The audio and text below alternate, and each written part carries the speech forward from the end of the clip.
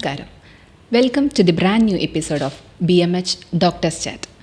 ഇന്ന് നമ്മളോടൊപ്പമുള്ളത് BMH ഹോസ്പിറ്റലിലെ senior consultant dermatologist and cosmetologist doctor Sabeen ജോസഫാണ്. Welcome ma'am. ഹലോ. ഈ കാലഘട്ടത്തിൽ ഏറ്റവും കൂടുതൽ ആൾക്കാർ വറീഡ് ആയിട്ടുള്ള ഒരു കാര്യമാണ് സ്കിൻ ഡിസീസസ്, സ്കിൻ പ്രൊട്ടക്ഷൻ. ഒത്തിരി പ്രൊസീജിയേഴ്സും അവൈലബിൾ ആയിട്ടുള്ള ഒരു ഏരിയയാണ് സ്കിൻ പ്രൊട്ടക്ഷൻ എന്ന് പറയുന്നത്. നമ്മൾ കേട്ടുവരുന്ന ഏറ്റവും പുതിയ ടെക്നോളജി എന്ന് പറയുന്നത് ലേസർ ട്രീറ്റ്മെൻ്റ് ആണ്. ശരീരത്തിലെ അമിത രോമ വളർച്ചയെ കൺട്രോൾ ചെയ്യുന്നതിന് ഒത്തിരി പ്രൊസീജിയേഴ്സ് അവൈലബിൾ ആണ്. അതിൽ ഏറ്റവും കൂടുതലായിട്ട് കാണുന്നതും ലേസർ ട്രീറ്റ്മെൻ്റ് ആണ്. മാം, എന്താണ് ഈ ലേസർ ട്രീറ്റ്മെൻറ്റ്? ലേസർ എന്ന് ഉദ്ദേശിക്കുന്ന light amplification by stimulated emission of radiation. അതായത് നമ്മളൊരു ലൈറ്റ് ബേസ്ഡ് ഡിവൈസാണ്, ലൈറ്റ് ബേസ്ഡ് തെറാപ്പിയാണ്. നമ്മൾ ഒരു പ്രത്യേക വേവ് ലെങ്തിലുള്ള രശ്മികളെ നമ്മുടെ സ്കിന്നിലൂടെ ആംപ്ലിഫൈ ചെയ്ത് നമ്മളത് ഏതിനെയാണോ ടാർഗറ്റ് ചെയ്യുന്നത്, ഇപ്പോൾ ഹെയർ റിഡക്ഷൻ ലേസർ ആണെങ്കിൽ ഹെയറിനെ മാത്രം ടാർഗറ്റ് ചെയ്യുന്നു. അപ്പോൾ നമ്മൾ ഈ ഡിവൈസ് ഉപയോഗിക്കുമ്പം എല്ലാവരും ചോദിക്കാറുണ്ട്, ഹെയറിനെ മാത്രം ഇതെങ്ങനെ ടാർഗറ്റ് ചെയ്യുന്നതെന്ന്. ഹെയർ ഫോളിക്കിൾസിന് കളർ കൊടുക്കുന്ന പിഗ്മെൻ്റാണ് മെലാനിൻ. അപ്പോൾ ഈ മെലാനിനെയാണ് ബേസിക്കലി ഈ ലൈറ്റ് ടാർഗറ്റ് ചെയ്യുക. മെലാനിൻ ഈ ലൈറ്റ് അബ്സോർബ് ചെയ്ത് ആ മെലാനിൻ അടങ്ങിയ ഹെയർ ഫോളിക്കിൾസ് നശിക്കപ്പെടുന്നു. എന്നാൽ നമ്മുടെ സ്കിന്നിൻ്റെ മേൽ പൊള്ളലുകളോ ഡാമേജ് ഒന്നും വരാതെ സ്കിന്നിൻ്റെ ഉള്ളിലുള്ള ഹെയറിനെ മാത്രമാണ് ഇത് ബാധിക്കുന്നത്. ഓക്കെ. അപ്പം ഇതിൽ റേഡിയേഷൻ ബേസ്ഡ് ആയിട്ടുള്ള ഒരു തെറാപ്പിയാണോ ഇത് ചെയ്യുന്നത്? അത് ആ ലേസറിൻ്റെ ആബ്രിവേഷനകത്ത് ലാസ്റ്റ് ഒരു റേഡിയേഷൻ എന്നൊരു വാക്ക് വരുന്നതുകൊണ്ട് ഒരിക്കലും ഇതൊരു റേഡിയേഷൻ ബേസ്ഡ് ട്രീറ്റ്മെൻ്റ് അല്ല. ഇത് വളരെ സേഫ് ആയിട്ടുള്ള ലൈറ്റ് ബേസ്ഡ് ആയിട്ടുള്ള ട്രീറ്റ്മെൻ്റ് ആണ്. ഇതിൽ യൂസ് ചെയ്യുന്ന ഈ ലൈറ്റ് റേഡിയേഷൻ വരുന്നില്ലെന്ന് പറഞ്ഞു. അത് സ്കിന്നിനെ വേറെ ഏതെങ്കിലും രീതിയിൽ ഡാമേജ് ആക്കുന്ന ഒരു പ്രൊസീജിയറാണോ? എല്ലാവരും അതും ഒരു ക്വസ്റ്റ്യനാണ്. എല്ലാവരും ചോദിക്കാറുണ്ട്, ഇത് റേഡിയേഷൻ അല്ലെങ്കിൽ പോലും ഇത് ഉപയോഗിച്ചാൽ ഭാവിയിലേക്ക് എന്തെങ്കിലും ദോഷം വരുമോ, സ്കിന്നിൽ ക്യാൻസർ വരുമോ, അല്ലെങ്കിൽ ഫെർട്ടിലിറ്റി അഫക്റ്റ് ചെയ്യുമോ എന്നൊക്കെ ആൾക്കാർ ചോദിക്കാറുണ്ട്. ഒരിക്കലും ഇത് വളരെ സേഫാണ്. ഈ സേഫ് ട്രീറ്റ്മെൻറ്റ് എന്ന് പറയുന്നത് നമ്മുടെ ശരീരത്തിലെ എല്ലാ ഭാഗത്തും ഒരേ രീതിയിൽ യൂസ് ചെയ്യാൻ പറ്റുന്ന, ശരീരത്തിലെ എല്ലാ ഭാഗത്തെ ഹെയർ റിമൂവലിനും ഇത് സാധ്യമായിട്ടുള്ളൊരു പ്രൊസീജിയറാണോ? ലേസർ ഹെയർ റിഡക്ഷൻ എന്ന് പറയുമ്പം നമ്മൾ ഉപയോഗിക്കുന്ന ആ വേവ് ലെങ്ത്തിലുള്ള ലൈറ്റ്സ് നമ്മുടെ ഒരു ബോഡിയിലുള്ള ഏത് ഭാഗത്തുള്ള രോമത്തെയും നീക്കം ചെയ്യാവുന്നതാണ്. അതിൻ്റെ ഫ്രീക്വൻസി അല്ലെങ്കിൽ അതിൻ്റെ ഫ്ലൂവൻസ് ഇതിനൊക്കെ ഡിപ്പെൻഡ് ചെയ്തായിരിക്കും എത്രമാത്രം നമുക്ക് ലൈറ്റ് വേണം എന്നുള്ളത് നമ്മൾ തീരുമാനിക്കുക. ഓക്കെ. ഇത് എത്ര ഡ്യൂറേഷനിൽ, അല്ലെങ്കിൽ ഇപ്പോൾ നമ്മൾ കയ്യിൽ ഒരു ഹെയർ റിമൂവ് ചെയ്യണം എന്ന് പറഞ്ഞാൽ എത്ര സെഷൻസ് നമുക്കതിന് വേണ്ടി വരും? ഡിപ്പെൻസ് ആണോ, അതോ ഫേസിൽ, അത് കയ്യിൽ, കാലിലെന്നൊക്കെ പറയുമ്പം അത് ഡിപ്പെൻഡ് ആണോ? എന്ന് വെച്ചാൽ ഒരു ഇത്ര സെഷൻ ചെയ്യണം എന്ന് പറഞ്ഞു കേട്ടിട്ടുണ്ട്. അപ്പം നമ്മൾ ആദ്യമായിട്ടൊരു പേഷ്യൻ്റ് വരുമ്പം നമ്മൾ ആ പേഷ്യൻ്റെ ഹെയർ ഒന്ന് അസസ് ചെയ്യാറുണ്ട്. അതായത് ആ ഹെയറിൻ്റെ തിക്നെസ്, കളർ, ഡെൻസിറ്റി ഇതെല്ലാം വെച്ചിട്ടാണ് നമ്മളിത് തീരുമാനിക്കുക.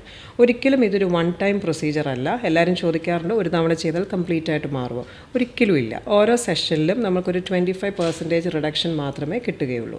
ഏകദേശം ശരാശരി ഒരു 8 മുതൽ 10 സെഷൻസ് വരെ വേണ്ടി വരാം. ഒരു 4 സെഷൻ കഴിയുമ്പോൾ തന്നെ നമുക്ക് ഭയങ്കര വിസിബിൾ ആയിട്ടുള്ള ചേഞ്ചസ് കണ്ടു തുടങ്ങും. അതിൻ്റെ സെഷൻസ് പിന്നീട് തീരുമാനിക്കുന്നത് പോലും അതിൻ്റെ റിസൾട്ട്സ് കണ്ടുകൊണ്ടാണ്. അപ്പം ഇനീഷ്യലി എത്ര ഡ്യൂറേഷൻ എടുക്കും? അതിപ്പം ഒരു സെഷൻ ചെയ്തു ഇത്ര ഡേയ്സ് കഴിഞ്ഞിട്ടെന്നാണോ, അതോ ഇത്ര മന്ത് കഴിഞ്ഞിട്ട് നെക്സ്റ്റ് സെഷൻ എന്നാണോ പറയുന്നത്? ഓക്കെ, ഒരു സെഷൻ നമ്മൾ ഇന്ന് ചെയ്ത് കഴിഞ്ഞാൽ ഏകദേശം ഒരു മാസത്തിന് ശേഷമായിരിക്കും അടുത്ത സെഷൻ നമ്മൾ ക്യാരി ഔട്ട് ചെയ്യുക. OPയിൽ ഒരു പേഷ്യൻ്റ് വന്നിട്ട് ഇപ്പം ലേസർ ഹെയർ റിമൂവലിന് വേണ്ടിയിട്ട് വരികയാണ് എന്ന് പറഞ്ഞാൽ ഡയറക്റ്റ്ലി നമുക്ക് അത് ചെയ്യാനായിട്ട് പോസിബിൾ ആണോ, അതോ എന്തെങ്കിലും ബ്ലഡ് ടെസ്റ്റും കാര്യങ്ങളൊക്കെ ചെയ്തിട്ടാണോ നിങ്ങൾ അത് ചെയ്യുന്നത്? ആദ്യമായിട്ടൊരു പേഷ്യൻ്റ് വരുമ്പോൾ നമ്മളൊന്ന് അസസ് ചെയ്യാറുണ്ട്. ഹെയർ, അതായത് എക്സസീവ് ഹെയർ ഗ്രോത്ത് അല്ലെങ്കിൽ ഹൈപ്പർ ട്രൈക്കോസിസ് അല്ലെങ്കിൽ ഹിർസൂട്ടിസം, എന്തെങ്കിലും ഒരു കാരണം കൊണ്ടും അമിതമായിട്ട് രോമം വളരാം. ഫാമിലിയിൽ നമുക്ക് എല്ലാവർക്കും ഒരു ഫെമേലിയൽ ട്രേറ്റ്, വീട്ടിലെല്ലാവർക്കും ഇത്തിരി രോമമൊക്കെ ഉള്ളവരാണെങ്കിൽ നമുക്കും കുറച്ച് ഹെയറൊക്കെ വരാനുള്ള ചാൻസ് കൂടുതലാണ്. പക്ഷേ അതിന് മുന്നേ നമുക്ക് അണ്ടർലൈങ് എന്തെങ്കിലും ഹോർമോൺ ഇംബാലൻസ് അല്ലെങ്കിൽ വേറെ എന്തെങ്കിലും കാരണങ്ങളുണ്ടോ എന്നുള്ളത് നിർബന്ധമായിട്ടും അസസ് ചെയ്യണം. അതിൻ്റെ കൂടെ ലേസറും കൂടെ കൊടുക്കുമ്പോഴായിരിക്കും നല്ല ഇഫക്റ്റീവായിട്ടുള്ള ട്രീറ്റ്മെൻറ്റ് കിട്ടുക. പ്രത്യേകിച്ചും PCOS ഉള്ള കുട്ടികൾ ഒരുപാട് പേര് വന്ന് ചോദിക്കാറുണ്ട്, PCOD ഞങ്ങൾ ട്രീറ്റ്മെൻറ്റ് അതും ഇതുമൊക്കെ ചെയ്യുന്നുണ്ട്, അല്ലെങ്കിൽ ഹോം റെമഡീസൊക്കെ നോക്കുന്ന ആൾക്കാരുണ്ടാവും. പക്ഷെ അത് മാത്രം പോരാ, നമ്മളെപ്പോഴും ഗൈനക്കോളജിസ്റ്റിൻ്റെ ഒരു റെഫറൻസ് എടുത്തതിന് ശേഷം എന്നാൽ മാത്രമേ ലേസർ ഇഫക്റ്റീവ് ആവുകയുള്ളൂ. അതുപോലെ തന്നെ ഇപ്പം മെയിൽ ഈ ചെവിയിലൊക്കെ ഹെയർ വരുന്ന മെയിൽ ഉണ്ടാവും. അപ്പം അങ്ങനെയുള്ള പുരുഷന്മാരിൽ ഇപ്പം ചെവിയിലെ ഹെയർ വൈറ്റ് കളറാവുന്നു, അല്ലെങ്കിൽ കയ്യിലെ ഹെയർ വൈറ്റ് കളറാവുന്നു, അങ്ങനെയുള്ള സമയത്ത് ഈ ലേസർ ഹെയർ റിമൂവൽ പോസിബിൾ ആണോ? ഞാൻ ആദ്യം പറഞ്ഞ പോലെ നമ്മുടെ ഹെയറിൽ അടങ്ങിയിരിക്കുന്ന പിഗ്മെൻറ്റ് മെലാനിൻ, ആ മെലാനിൻ ഉണ്ടെങ്കിൽ മാത്രമേ അത് ആ ലൈറ്റ് അബ്സോർബ് ആവുള്ളൂ. അപ്പോൾ ഗ്രേ ഹെയർ അല്ലെ വൈറ്റ് ഹെയറിൽ എന്താ സംഭവിക്കുക? മെലാനിൻ്റെ അഭാവം ഉണ്ടാവും. അപ്പോൾ ഗ്രേ ഹെയർ അല്ലെ വൈറ്റ് ഹെയർ ഒരിക്കലും ലേസർ ട്രീറ്റ്മെൻറ്റിലൂടെ നമുക്ക് റിമൂവ് ചെയ്യാൻ പറ്റില്ല. അതിന് ഇലക്ട്രോലിസിസ് പോലെയുള്ള കാര്യങ്ങൾ വേണ്ടി വരും. പക്ഷെ നമുക്ക് ചെവിയിലുള്ള ഈ ഹെയർ ഗ്രോത്ത് നമുക്ക് ലേസർ ഹെയർ റിമൂവൽ വെച്ചിട്ട് റിമൂവ് ചെയ്യാനുള്ള, അതായത് സ്ത്രീകളിലാണേലും പുരുഷന്മാരിലാണേലും നമുക്ക് ചെയ്യാവുന്നതാണ്. ഇപ്പോൾ സ്ത്രീകൾ വരുമ്പം കൂടുതലായിട്ട് അവർ ചോദിക്കുന്ന ഫേഷ്യൽ ഹെയർ, അതിൻ്റെ പോലെ തന്നെ നമ്മുടെ അൺറാംസ്, കാല്, കൈകൾ, ആ ഭാഗങ്ങൾ. മെയിൽസിൽ വരുമ്പം അവരിപ്പോൾ ഒരു ഷർട്ട് അല്ലെങ്കിൽ ടീഷർട്ട് ഒക്കെ ഇടുമ്പോൾ അവരുടെ ചെസ്റ്റിൻ്റെ അബവ് ആ നെക്ക് ലൈനിൽ വരുന്ന എക്സസീവ് ഹെയർ, അല്ലെ ബിയേർഡ് ലൈൻ ട്രിം ചെയ്യാൻ വേണ്ടി, പിന്നെ ഇയറിൻ്റെ അവിടെ വരുന്ന ഹെയർ, ബാക്ക് ഹെയർ ഒക്കെ റിമൂവ് ചെയ്യാൻ അവർ ചോദിക്കാറുണ്ട്. അതൊക്കെ നമുക്ക് ചെയ്യാവുന്നതുമാണ്. ഈ ലേസർ ലൈറ്റ് അടിക്കുമ്പോൾ നമ്മുടെ സ്കിന്നിന് വേദന ഉണ്ടാകുന്ന ഒരു പ്രൊസീജിയറാണോ ഇത്? നേരത്തെയൊക്കെ ലേസേഴ്സ് എന്ന് പറയുമ്പം ഇത്തിരി പെയിനൊക്കെ ഉണ്ടായിരുന്നു. ഇപ്പോഴത്തെ ലേസർ മെഷീൻസിൽ അതിന് ഉള്ളിൽ തന്നെ ഒരു കൂളിംഗ് ഇതുണ്ട്. അപ്പോൾ നമുക്കിത് ഒട്ടുമേ പെയിൻഫുൾ അല്ല. ഇനി അത് ടോളറേറ്റ് ചെയ്യാൻ പറ്റാത്ത ആൾക്കാരിൽ നമ്മൾ നമ്പ് ചെയ്യാൻ വേണ്ടി നമ്പിങ് ക്രീംസ് ഉപയോഗിക്കാറുണ്ട്, പ്രത്യേകിച്ച് ഫേഷ്യൽ ഏരിയയിൽ. അത് ഉപയോഗിച്ച് കഴിഞ്ഞാൽ നമ്മളൊരു 45 മിനിറ്റ്സ് വെയിറ്റ് ചെയ്യിക്കും. അതിനുശേഷം ചെയ്ത് കഴിഞ്ഞാൽ ഇതൊട്ടും പെയിൻഫുൾ അല്ല. ബോഡി പാർട്സിൽ ചെയ്യുമ്പോൾ നമ്മളിങ്ങനെ ക്രീംസ് ഒന്നും ഉപയോഗിക്കാറില്ല, അതിൻ്റെ ആവശ്യം വരാറുമില്ല. ഇഞ്ചെക്ഷൻസ് ഒന്നും മെയിനായിട്ട് നമ്മൾ യൂസ് ചെയ്യുന്നില്ല. ലേസറിന് ഒരിക്കലും ഇഞ്ചെക്ഷൻസ് കൊടുത്ത് മരപ്പിച്ചിട്ട് ചെയ്യേണ്ട ഒരു പ്രൊസീജിയറേ അല്ല. അത് ഭയങ്കര സ്കിൻ ഫ്രണ്ട്ലി പ്രൊസീജിയറാണ്. ഒരാൾ ലേസർ ചെയ്യണമെന്ന് പറഞ്ഞ് ടോപ്പിലോട്ട് വരുമ്പോൾ അതിൽ എന്തെങ്കിലും പ്രിപ്പറേഷൻസ് എടുക്കേണ്ടതുണ്ടോ? ഒരുപാട് ആൾക്കാർ ചോദിക്കാറുണ്ട്, ഷേവ് ചെയ്തിട്ടൊക്കെ വരട്ടെ, അല്ലെങ്കിൽ ഷേവ് ചെയ്ത് കഴിഞ്ഞിട്ട് വന്നാൽ നമുക്കത് അസസ് ചെയ്യാനൊന്നും ഉണ്ടാവില്ല. അപ്പോൾ അവർ ശരിക്കും അവരുടെ നോർമൽ ഹെയർ എങ്ങനെയാണോ ആ രീതിയിൽ നമുക്കൊന്ന് കണ്ടിട്ട് അത് ചെയ്യുന്നത് നല്ലതായിരിക്കും. പിന്നെ ലേസറിന് പേഷ്യൻ്റ് വരുമ്പം നമ്മളാണ് ആദ്യത്തെ തവണ ഒന്ന് ഷേവ് ചെയ്ത് വിടാറ്. അപ്പം ഞങ്ങൾക്ക് കൂടുതൽ ചെയ്യാൻ എളുപ്പമായിരിക്കും. അത് ഫസ്റ്റ് സെഷനിൽ മാത്രം. അതിനുശേഷം അവർക്ക് ഇൻ ബിറ്റ്വീൻ ദ സെഷൻസ് എന്തായാലും കുറച്ച് രോമങ്ങൾ, ഞാൻ നേരത്തെ പറഞ്ഞതുപോലെ 25 to 30% ഹെയർ റിഡക്ഷൻ കിട്ടുന്നുള്ളൂ. അപ്പോൾ അതിൻ്റെ ഇടയ്ക്ക് ചിലപ്പോൾ ഹെയർ ഉണ്ടാവാം. അത് അവർക്ക് ലേസർ ചെയ്യുന്നതിൻ്റെ ആ പീരീഡിൻ്റെ അല്ലാത്ത സമയങ്ങളിൽ റേസർ ഉപയോഗിച്ച് റിമൂവ് ചെയ്യാം. ഈ ലേസർ ചെയ്തുകൊണ്ടിരിക്കുന്ന സമയത്ത് വാക്സിങ്, ത്രെഡിങ്, ബ്ലീച്ചിങ്, പ്ലക്കിങ് മുതലായവയൊന്നും ചെയ്യാൻ പാടുള്ളതല്ല. അതെന്തുകൊണ്ടെന്ന് വെച്ചാൽ നമുക്ക് ആ സ്കിന്നിൻ്റെ ഉള്ളിലുള്ള ഹെയർ നമ്മളിപ്പോൾ ഷേവ് ചെയ്യുമ്പം മേൾ സർഫസിലുള്ള ഹെയർ മാത്രമേ പോകുന്നുള്ളൂ. ഉള്ളിലുള്ള ഹെയർ നമുക്ക് എപ്പോഴും മെലാനിൻ അടങ്ങിയ ഹെയർ ഉണ്ടാവണം. അത് കംപ്ലീറ്റ് ആയിട്ട് നമ്മളത് കളഞ്ഞാൽ, ഇപ്പോൾ ഒന്ന് പ്ലക്ക് ചെയ്തു, എല്ലാവരും പറയാറില്ലേ ചിന്നിലെ ഹെയറൊക്കെ അവർ പ്ലക്ക് ചെയ്ത് കളയുമെന്ന്. പ്ലക്ക് ചെയ്ത് കളഞ്ഞാൽ നമുക്ക് അടുത്ത തവണ ലേസർ ചെയ്യുമ്പം അതിൻ്റെ ഉള്ളിൽ ഹെയർ ഉണ്ടാവില്ല. അപ്പോൾ അതൊരു വേസ്റ്റാണ് ആ ഒരു പ്രൊസീജിയർ ഇങ്ങനെ പോയാൽ. നമ്മൾ ഒരു സെഷൻ കഴിഞ്ഞിട്ട് ഇപ്പം നമ്മൾ ഫേഷ്യലൊക്കെ ചെയ്ത് കഴിഞ്ഞാൽ വെയിൽ കൊള്ളാൻ പാടില്ല, അങ്ങനെയൊക്കെ ഒരു ഇൻസ്ട്രക്ഷൻസ് തരുമല്ലോ. അതുപോലെ ഈ ലേസർ ചെയ്ത് കഴിഞ്ഞാൽ നെക്സ്റ്റ് സെഷൻ വരെ അല്ലെങ്കിൽ കുറച്ച് ദിവസത്തിലേക്ക് ശ്രദ്ധിക്കേണ്ടതായിട്ടുള്ള കാര്യങ്ങൾ ഉണ്ടോ? ഉറപ്പായിട്ടും നമ്മളൊരു ലേസർ ഒരു സെഷൻ കഴിഞ്ഞ് കഴിഞ്ഞാൽ, ഇപ്പോൾ നമ്മളൊരു ട്രിപ്പൊക്കെ പ്ലാൻ ചെയ്യുന്നെങ്കിൽ അതിന് ജസ്റ്റ് മുന്നേ വന്ന് ലേസർ ചെയ്യാൻ പാടില്ല. കാരണം അത് കഴിഞ്ഞാൽ നമുക്കൊരു നല്ല സൺ എക്സ്പോഷർ ഉണ്ടാവാം. നമ്മൾ സൺസ്ക്രീനൊക്കെ ഉപയോഗിച്ചാണ് പോകുന്നതെങ്കിൽ പോലും നമ്മൾ ലേസർ ചെയ്തിട്ട് ഭയങ്കരമായിട്ടൊരു സൺലൈറ്റ് എക്സ്പോഷർ ഉണ്ടാവാൻ പാടില്ല.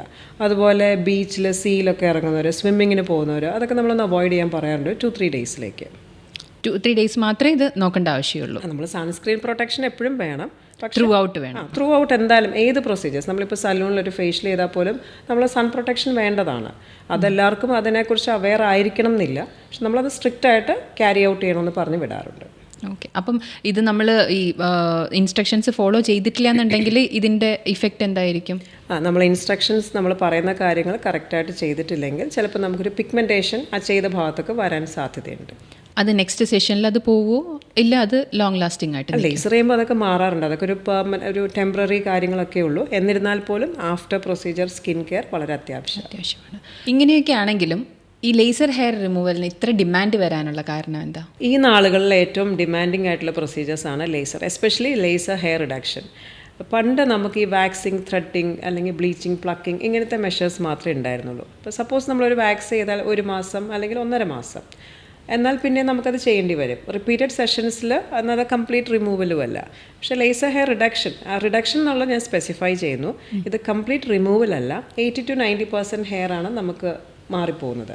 അപ്പോൾ അത് ചെയ്ത് കഴിഞ്ഞാൽ ലൈഫ് ടേം ഒരു എന്താ പറയുക ഇൻവെസ്റ്റ്മെൻ്റ് എന്ന പോലെ നമുക്ക് വീണ്ടും റിപ്പീറ്റഡ്ലി വാക്സ് ചെയ്യാൻ പോകണ്ട. പിന്നെ ഇത് പെയിൻലെസ് ആണ്. അതുകൊണ്ട് ലേസറിന് ഇത്ര ഡിമാൻഡ്. ഇത് ഏത് ഏജ് മുതൽ ആൾക്കാർക്ക് ചെയ്യാനായിട്ട് പറ്റും? യൂഷ്വലി ഒരു 18 ഇയേഴ്സ് പ്ലസ് ആണ് നമ്മൾ പറയുക. അതേമാതിരി തന്നെ നമുക്ക് ഗ്രേ ഹെയർ ആകുന്നതിന് മുന്നേ ഇപ്പം ചില ആൾക്കാർ വരാറുണ്ട് ഒരു 45-50 ഒക്കെ ആകുമ്പം. അപ്പോൾ അവർക്ക് നോക്കുമ്പം അവർക്കൊരു അണ്ടർലൈൻ ഹോർമോണൽ ഇംബാലൻസ് ഒക്കെ ഉണ്ടാവാം, പ്ലസ് ഒത്തിരി ഗ്രേ ഹെയർ ഉണ്ടാവും. ആ സമയത്ത് നമുക്ക് ലേസർ ചെയ്താൽ അത് എഫക്റ്റീവായിട്ട് അവർ ഉദ്ദേശിക്കുന്ന റിസൾട്ട്സ് കിട്ടില്ല. അപ്പോൾ ഗ്രേ ഹെയർ ഉള്ളവർക്കും നമുക്ക് ചെയ്യാൻ ബുദ്ധിമുട്ടാണ്. ഫിലിം ആക്ടേഴ്സ് എല്ലാം കൂടുതൽ പ്രിഫർ ചെയ്യുന്നത് ലേസർ ഹെയർ റിമൂവലാണോ അതോ? എല്ലാ ആക്ടേഴ്സും ആക്ട്രസ്സുമാരും ഡെഫിനറ്റ്ലി ലേസേർഡ് ഹാൻഡ്സ് ആൻഡ് ലെഗ്സ് ആയിരിക്കും നമുക്ക് അറിയാം. കാരണം അതൊരു പെർമനൻറ്റ് റിഡക്ഷൻ അല്ലേ. അപ്പം അവർക്ക് അതായിരിക്കും ഏറ്റവും ഉചിതവും. ഇത് ഭയങ്കര ബഡ്ജറ്റഡ് ആയിട്ടുള്ള ഒരു പ്രൊസീജിയറാണെന്നാണ് പരക്കെ സംസാരിക്കുന്നത്. അങ്ങനെയാണോ അതോ നമ്മൾ ഇപ്പം പാർലറിലൊക്കെ കൊണ്ടുപോയി കൊടുക്കുന്ന പൈസ അത് വേർത്ത് ആവുന്ന ഒരു പ്രൊസീജിയറാണോ ലേസർ ഹെയർ റിമൂവൽ? ഡെഫിനറ്റ്ലി അതൊരു കോസ്റ്റ് ഇഫക്റ്റീവ് ആയിട്ടുള്ള ട്രീറ്റ്മെൻറ്റാണ്. ഞാൻ മുമ്പേ പറഞ്ഞതുപോലെ അത് ലോങ് ടേം അല്ലെങ്കിൽ ലൈഫ് ടൈം ഇൻവെസ്റ്റ്മെൻറ്റിൽ പെടും. അതുകൊണ്ട് തന്നെ ലേസർ മെഷീൻസൊക്കെ അത്യാവശ്യം എക്സ്പെൻസീവാണ്.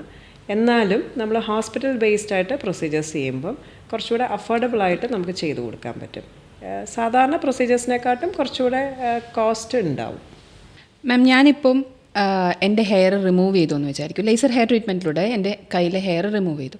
പിന്നീട് ഒരു അവസരത്തിൽ എനിക്ക് ഈ ഹെയർ വേണം എന്ന് തോന്നിയാൽ അത് പോസിബിൾ ആയിരിക്കുമോ? അതൊരു ടഫ് ക്വസ്റ്റ്യൻ ആണ്. നമുക്ക് പിന്നീട് ഹെയർ വരാനുള്ള ചാൻസ് കുറവാണ്. ഒരു 80-90% ഹെയർ അല്ലേ പോകുന്നുള്ളൂ. പിന്നീടുള്ള ഹെയർ എല്ലാം വളരെ ഫൈൻ ഹെയർ ആയിരിക്കും. എന്തുകൊണ്ടാണ് കുറേ ലേസർ ഹെയർ റിക്വസ്റ്റ്, അതായത് OP കൺസൾട്ടേഷൻ വരാനുള്ള കാരണം എന്താ? അവരുടെ മേജറായിട്ട് അവർ പറയുന്ന കൺസേൺസ് എന്തൊക്കെയാണ്? കുട്ടികൾ, അതായത് നമ്മളൊരു 18 ഇയേഴ്സ് അല്ലെ +1 +2 പഠിക്കുന്ന കുട്ടികൾ എപ്പോഴും പറയും ഹൈസ്കൂൾ മുതലേ അവർക്ക് മീശയുണ്ടെന്നൊക്കെ പറഞ്ഞ് അവരുടെ കൂടെയുള്ളവർ അവരെ കളിയാക്കാറുണ്ട്. അപ്പോൾ ആ പ്രായത്തിൽ നമുക്കറിയാം അത് അവരുടെ കോൺഫിഡൻസിനെ വളരെയേറെ ബാധിക്കുന്ന ഒരു കാര്യമാണ്. അവർ കോൺഫിഡൻ്റ് അല്ലെങ്കിൽ അവരുടെ അക്കാഡമിക്സിലാണെങ്കിലും ഒരു സോഷ്യൽ ലൈഫിലും അവരൊന്ന് ഉൾവലിയാനുള്ളൊരു ചാൻസ് ഉണ്ട്. അപ്പോൾ അങ്ങനെയുള്ളവർക്ക് നമുക്കൊരു പെർമനൻറ്റ് സൊല്യൂഷൻ എന്നുള്ള രീതിയിൽ 18 ഇയേഴ്സൊക്കെ ആകുമ്പോഴത്തേക്കും നമുക്കങ്ങനെ ചെയ്തു കൊടുക്കാം. ലാക്ക് ഓഫ് കോൺഫിഡൻസ് വരാതെ നോക്കുന്നു. അപ്പോൾ ലേസർ ചെയ്ത് കഴിയുമ്പം അവരും ഹാപ്പിയാണ്. Thank you doctor. ഡോക്ടർ ഇപ്പോൾ പറഞ്ഞത് ഒരു ജനറലൈസ്ഡ് ആയിട്ടുള്ള ഒരു കാര്യമാണ്. അപ്പം ഓരോ പേഷ്യൻസിന് വരുമ്പോഴത്തേക്കും അവരുടെ സ്കിന്ന് യുണീക്കാണ്, അവരുടെ ഹെൽത്ത് കണ്ടീഷൻസ് ഓരോരുത്തർക്കും ഓരോന്നായിരിക്കും. അപ്പം ഏതൊരാളും ലേസർ ചെയ്യണം എന്ന് വിചാരിച്ചാൽ ഒരു ഡോക്ടർ കൺസൾട്ടേഷൻ എടുത്ത് പ്രോപ്പറായിട്ടുള്ള ചെക്കപ്പുകളൊക്കെ നടത്തിയിട്ട് വേണം laser hair removal option opt ചെയ്യാനായിട്ട്. ഉറപ്പായിട്ടും എപ്പോഴും ഡോക്ടറിനെ കണ്ട് അവരുടെ സ്കിൻ നമ്മൾ അസസ് ചെയ്ത് ഹെയറൊക്കെ നോക്കിയതിന് ശേഷം മാത്രം ട്രീറ്റ്മെൻറ്റ് ഓപ്റ്റ് ചെയ്യുക. ഇപ്പോൾ നമ്മളോട് സംസാരിച്ചത് doctor Sabeen Joseph, senior consultant, dermatologist and cosmetologist, BMH hospital, Thodupuzha. ഡോക്ടറുടെ സേവനം നമുക്കിവിടെ എല്ലാ ദിവസവും അവൈലബിൾ ആണ്. ഇതുപോലെയുള്ള എന്തെങ്കിലും സംശയങ്ങളും കാര്യങ്ങളും ഉണ്ടെങ്കിൽ നിങ്ങൾക്ക് ഡോക്ടർ OP വന്ന് കൺസൾട്ട് ചെയ്യാവുന്നതാണ്. വീണ്ടും പുതിയൊരു എപ്പിസോഡുമായി കാണുന്നവരെ ബൈ.